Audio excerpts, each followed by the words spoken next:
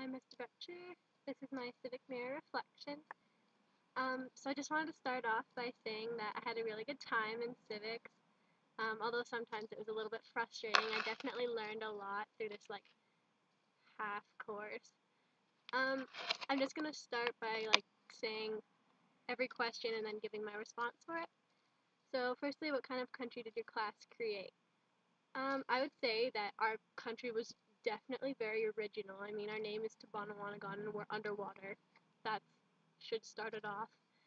To begin, I think everyone was a little naive when we were making our decisions.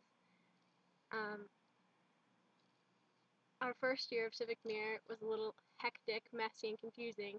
I mean, we had 3 governments in the first year, so I would say that's pretty bad. And how many countries can you really say had that? We started with Spencer as our prime minister, and he started as democracy and then shifted to dictatorship.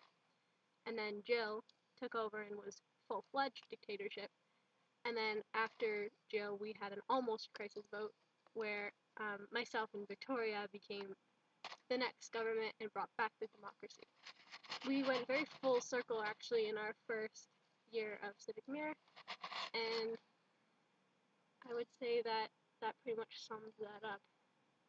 We're very original in our our own messed up, crazy, and complicated way. Next up is how similar or different was your country to Canada?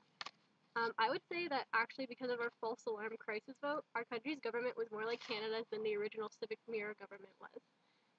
Me and Victoria modeled our government after the Canadian government with the House of Commons, Senate, and then Governor General to pass laws.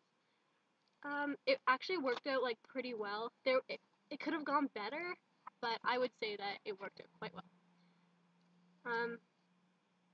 I mean, if it went a little smoother, it would have been easier because it would save time and stuff, but by having all those different people in government, it helped show the difference of opinions in our group, and it helped with the democracy and everything like that, so I would say that I enjoyed it, and it worked out well.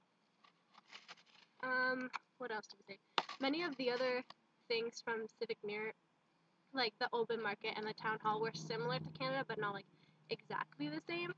So open market symbolized the way people bought and traded goods and services. It's very similar to Canada, except for in Civic Mirror we could only have one day to trade, where in Canada you do it every day.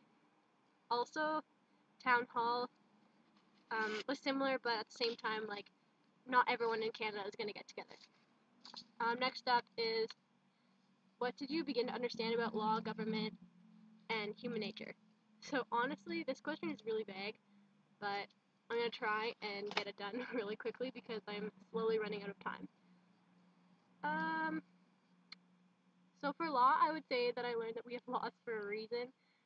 It would be chaos if we didn't have laws, because there would be no boundaries for people.